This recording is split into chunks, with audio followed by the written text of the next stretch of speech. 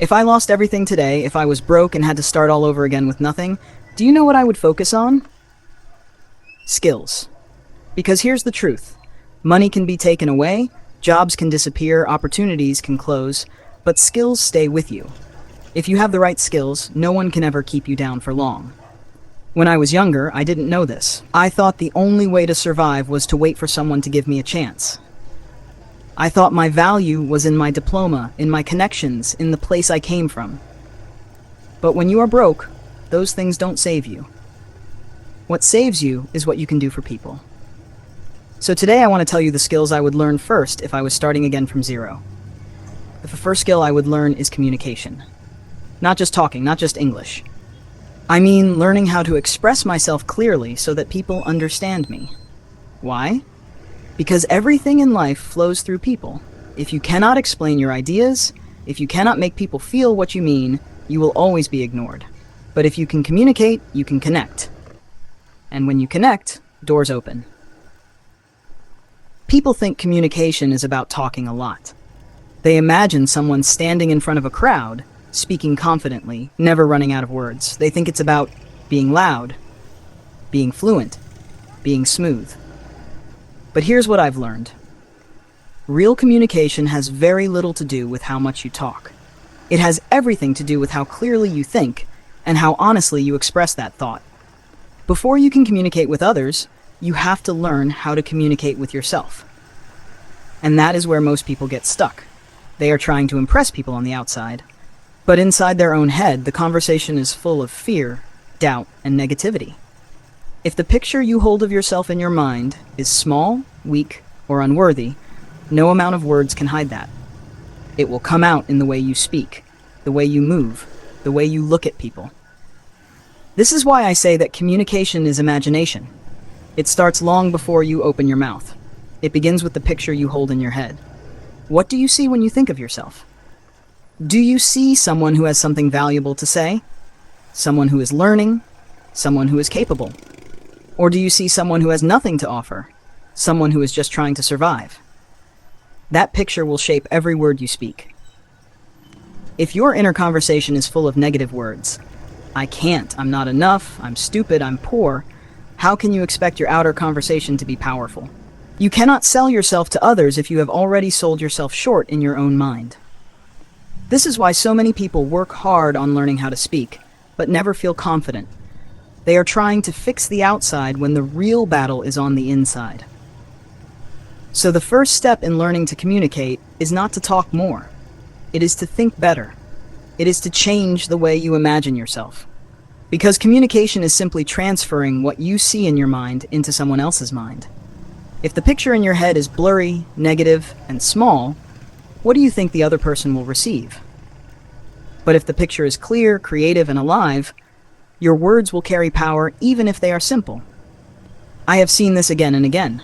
There are people who don't use big words, who are quiet most of the time, but when they speak, you listen. You feel something. Why? Because they are not speaking to impress you. They are speaking from a clear vision. They have spent time thinking, imagining, and shaping that vision inside their mind first. And when they finally speak, the words carry weight. Communication also requires creativity. Words are just tools. What really connects people is the image those words create. If you can make someone see what you see, feel what you feel, imagine what you imagine, you have communicated well. That's why some of the best communicators are also good storytellers. They know how to take an idea and turn it into a picture that the other person can hold in their mind. And here's the most important part. Communication is not about showing off. It's not about being the loudest in the room. It's about connection. The purpose of communication is to take what is invisible inside you and make it visible to someone else. To bridge the gap between your world and theirs. When you begin to understand this, you stop worrying so much about sounding perfect. Instead, you focus on being clear. You focus on making sure the other person can see what you mean. And you stop talking just for the sake of talking. You speak because you have something that matters to share. So how do you practice this? You start by becoming aware of the conversation happening in your own mind. Pay attention to how you speak to yourself. Are you encouraging yourself, or are you tearing yourself down? Because whatever language you practice in your head will be the same language that comes out when you talk to others. Next, start imagining yourself as someone who has something to offer. I'm not saying pretend or fake confidence. I'm saying remind yourself that your story, your experience, your lessons, no matter how small, have value. When you believe that, it changes the way you carry yourself. It changes the way you communicate without you even trying. And finally, practice creating pictures with your words. When you talk to someone, don't just throw facts at them. Tell them why it matters. Help them see what you see. If you're telling a story, describe what happened, what you felt, what you learned. Make them imagine it. That's how people connect. That's how people remember. This kind of communication is powerful because it comes from the inside out. It doesn't matter where you start. You don't need perfect grammar. You don't need to be the smartest person in the room. What you need is a clear, positive picture in your mind and the courage to share it.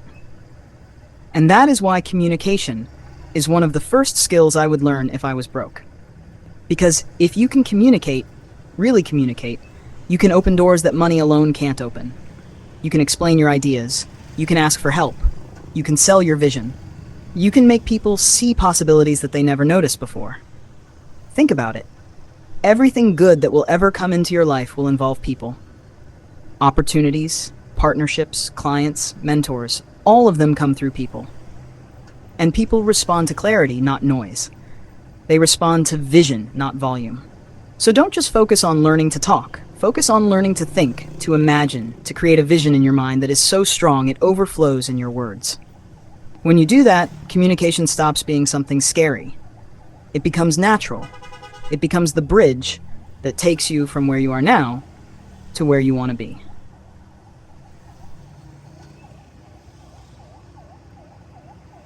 The second skill I would learn is selling. Most people hate this word because they think selling means lying or tricking someone. But selling is simply this: helping someone solve a problem with something you can offer. If you can sell, you will never be broke for long. Because no matter where you are in the world, there is always someone with a problem who is willing to pay for a solution. For a long time, I misunderstood selling. I thought selling meant convincing people with fancy words, clever explanations, and a strong personality. I believed it was for people who loved to talk, people who could stand in front of a crowd and make everyone say yes. So I told myself, I'm not a natural salesperson, that's not for me. But here's what I discovered later. Real selling has very little to do with talking. In fact, the best salespeople are not the ones who talk the most. They are the ones who listen the most. When I was just starting, I thought the way to sell something was to talk and talk, to explain every feature, to push until the person said yes. And sometimes people would buy just to end the conversation. But I noticed something. They didn't trust me. They didn't feel connected. And many of them never came back. Then one day I tried something different. Instead of going into a conversation ready to talk, I went in ready to listen. I asked questions. I paid attention. And the more I listened, the more I realized something important. People will always tell you how to help them if you care enough to listen. Listening changes everything. When you listen, you stop trying to push your own agenda. You stop thinking about your own needs. You begin to see the world from the other person's point of view. You start to understand what they are afraid of, what they hope for, what they really want. And when you understand that, you don't need to convince them. You just need to show them how what you offer fits the need they already told you about. This was a huge shift for me. I started going into every conversation thinking, let me understand this person, instead of, let me make this sale. And something amazing happened. People opened up. They started trusting me. And in that trust, selling stopped feeling like a battle and started feeling like helping. That's what selling really is. Selling is not about forcing someone to buy something they don't want. Selling is helping someone solve a problem they already have. And the only way you can know what problem they have is by listening. Another thing I learned is that selling is really about serving. It's about looking at someone and saying, I hear you, I see you, I understand what you need, and here's how I can help. That's why the best salespeople are often the best problem solvers. They are always thinking, how can I make life better for this person? And this is why selling is such an important skill to learn when you have nothing.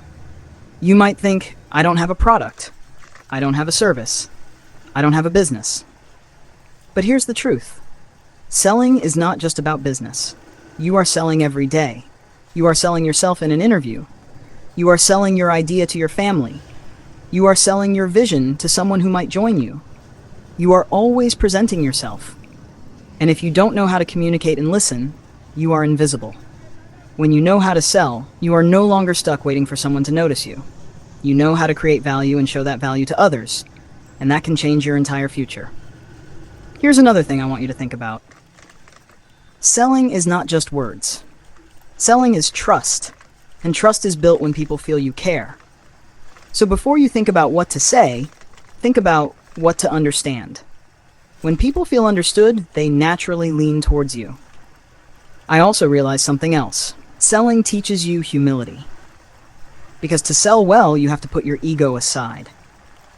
You have to stop thinking about yourself and think about the other person. And that kind of practice makes you better at relationships, not just business. Looking back, I think one of the reasons I was afraid of selling is because I was afraid of rejection. But rejection is not the enemy. Rejection is just feedback. Every no teaches you something about people. Every conversation you have teaches you how to listen better, how to connect deeper, how to serve better. And the more you practice, the less selling feels like rejection, and the more it feels like learning. So if I lost everything today and had to start again, learning how to sell would be one of the first things I would do. Because once you know how to sell, you will never be broke for long. There is always someone who needs help. There is always someone looking for a solution. If you can find that person, listen to them, and help them, there will always be a way forward. Selling taught me how to stop focusing on myself and start focusing on others. It taught me that listening is more powerful than talking. It taught me that value is not in the product. It's in the way you make someone feel understood. And that's why I say learn to sell. Even if you don't want to run a business, learn to sell. Because selling is really about connecting. And once you know how to connect, there is no door that will stay closed to you forever. The third skill I would learn if I had to start over from zero is how to use technology. Because technology is the great equalizer. You might not have money, you might not have connections, you might not have a fancy background, but if you have a phone and the willingness to learn, technology can open doors that used to be locked for people like us. Before technology, opportunities were limited by where you lived. If you were born in a small town, your customers were only the people around you. If there were no big companies in your city, you had no chance to get noticed. It was like living inside a box. That's how I started. I remember the early days of my business. We were stuck in one area. We had a few loyal customers, but growth felt impossible. Every time I thought about expanding, all I could see were walls. How can you grow when only a handful of people even know you exist? But then something happened that changed everything. I started to pay attention to how people were using the internet to sell. At first, I was scared. I didn't know how to post, how to take photos, how to write captions, how to talk to strangers online. I thought, that's for other people, not for me. Still, I decided to try. And that one decision changed the future of my business. I started small. I used my phone to take simple pictures. I posted my products on social media. I started replying to messages from people I had never met. It felt strange in the beginning, talking to people online, trusting them, convincing them to trust me. But little by little, it began to work. The same business that used to be stuck in one small corner started to reach people outside my city. At first, it was a few orders from nearby towns, then a little farther. And before I realized it, we were sending products to customers in places I had never even visited. Technology had turned my small local business into something almost nationwide. It didn't happen overnight. There were mistakes. Packages got lost. Messages got ignored. Some posts got 0 likes. But the more I learned how to use technology, the more I understood its power. Technology multiplied what I could do on my own. It gave me a way to reach beyond the limits of my environment. That is why I believe everyone who wants to change their life needs to learn this skill. And I'm not just talking about knowing how to use Facebook or YouTube. I'm talking about learning how to use technology to create. Most people use their phone just to consume. Scroll, watch, like, repeat. Hours and hours every day. And nothing changes. But when you flip that pattern, when you start using your phone to create instead of just consume, you move to a completely different game. You can create posts, you can make videos, you can write ideas, you can edit photos, you can design. You can learn skills from free tutorials that used to require expensive classes. You can build an online store. You can reach people who would never have found you otherwise. When I started doing this, my mindset changed. I realized that technology is like a giant marketplace that anyone can enter. The question is, are you just visiting that marketplace to watch, or are you showing up to build your own store? And here's what's amazing. The entry cost is so low. Most of us already have a phone. We already have the internet. The difference is whether you use those tools to build or to waste. This skill, learning how to use technology, is one of the most valuable skills you can have today. It doesn't matter if you are an introvert, if you live far away, or if you have zero experience. If you are willing to learn, technology will give you opportunities that no one else in your family might have ever seen. It's the same story I've seen over and over again. A small business in a poor town starts posting online, and suddenly customers appear from all over the country. A person who can't find a job locally learns how to do freelance work online, and suddenly they have clients in other countries. A teenager who only had a phone learns to edit videos and now gets paid for it. This is not magic. It is a skill. And like any skill, it starts small. If you don't know where to start, here's my advice. Pick one platform and learn how to use it well. Practice posting. Practice replying. Practice creating. You will feel awkward at first. You will think no one is watching. But keep doing it. Because every post is practice. Every mistake is a lesson. And with every lesson, you get better. That's exactly how I went from a tiny local business to serving almost nationwide customers. And if technology could do that for me, why can't it do the same for you? The difference between someone who uses technology just for entertainment and someone who uses it to build is the difference between staying stuck and creating a future. So if I had to start over with nothing, I would pick up my phone, and instead of scrolling, I would start creating. Technology gives you reach. It gives you tools. And most importantly, it gives you a chance to compete even if you come from nothing. The fourth skill I would choose if I had to start again from zero is learning. Not just learning, as in memorizing facts, but learning as a way of living. Most people think learning ends when school ends. They think you learn in elementary, high school, maybe college, and after that you're done. You just work, and that's it. That is one of the biggest lies that keeps people stuck.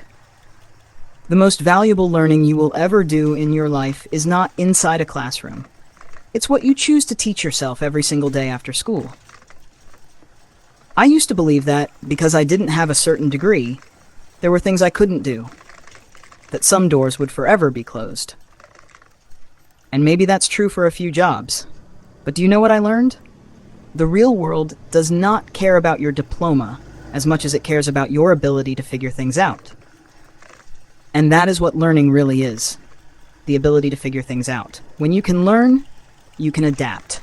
You can go into any situation, even one you know nothing about, and instead of saying, "I don't know," you say, "I'll figure it out." And that one attitude separates people who grow from people who stay stuck. People ask me all the time, what if I don't know how to do something? My answer is always the same: learn. But here's the problem. Most people have already convinced themselves that learning is not for them.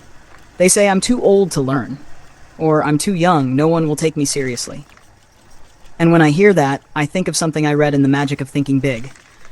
The author said that age, whether young or old, is not the barrier. It's the size of your thinking. If you think small, you will use age as an excuse. If you think big, age becomes irrelevant. Think about it. If you say, "I'm too old to learn," what are you really saying? You're saying that the rest of your life doesn't matter. You're saying that from today until the day you die, nothing can change. And that is not true. I have met people in their 60s who learned how to use a computer, started online selling, and built something they never imagined. And on the other side, if you say, "I'm too young," you're telling yourself that you have to wait for permission, that someone needs to approve of you before you can start. But the truth is, you don't need permission to learn. You just need curiosity. The great thing about learning is that it is not limited to formal education. The world has changed. There are books, videos, podcasts, free courses. There is a lifetime of information available to anyone who is willing to search for it and practice. But here's the key. Learning is not just consuming information.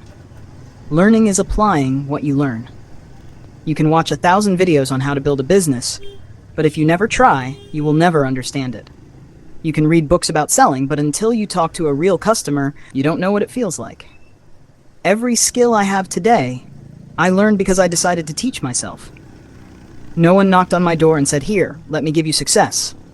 I had to sit down, read, watch, practice, make mistakes, and try again. Learning is uncomfortable because it makes you face what you don't know. It forces you to admit that you are a beginner. But here's a secret. Everyone who is good at something started as a beginner. And the faster you get comfortable being a beginner, the faster you grow. This is why, if I lost everything today, I would spend every free hour learning. Not wasting time, not complaining, but learning. Because the faster I learn, the faster I can adapt to a new opportunity. There's another insight from the magic of thinking big that stuck with me. Capacity is a state of mind. If you think you can't, you are right. But if you believe you can, you start finding ways. Big thinking pushes you to learn because you begin to imagine a bigger life than the one you have now. If you keep thinking small, you won't learn anything new because you don't see the point. But if you think big, suddenly every new skill becomes exciting. Every new lesson is a piece of a puzzle that takes you closer to that bigger life. So let me say this to you. Whether you're 15 or 55, you are not too late. You are not too early. You are right on time to learn. Stop using age as an excuse. Stop using lack of schooling as an excuse. You can learn from anyone, anywhere, at any time. And the more you learn, the more valuable you become. Not because of a certificate, but because of who you become in the process. Learning is the one skill that makes all the other skills easier. If you know how to learn, you can learn how to communicate. You can learn how to sell. You can learn how to use technology. You can learn how to start a business. There is nothing that stays impossible forever to someone who knows how to learn. And that is why, if I had to start over from zero, I would make learning my way of life. Every day, no matter what happened yesterday, I would wake up and say, what can I figure out today? Because the moment you decide to become a learner for life, you are no longer stuck. I want you to notice something about these skills. They are not expensive. You don't need a degree to start them. You can practice them with what you already have. And little by little, they build a foundation that makes you harder and harder to break. This is how people create a way out of being broke. Not by waiting for a perfect opportunity, not by winning the lottery, but by building skills that create opportunity. Think about it. If you can communicate, sell, use technology, and learn quickly, there is no limit to what you can figure out. And here's the thing. No one can take those skills away from you. Once they are yours for life. If you are broke today, don't waste your time feeling ashamed. Use that energy to learn. Every hour you spend building a skill is an hour that moves you closer to freedom. And the more skills you collect, the more confident you become. Because now, you're no longer waiting for someone to give you a chance. You know that you can create one. This is how people rebuild their lives. This is how you rise, even in a poor country, even from zero. You stop focusing on what you don't have, and you start building what no one can take away. If I was broke today, this is exactly where I would start. And if you do the same, you will not stay broke for long.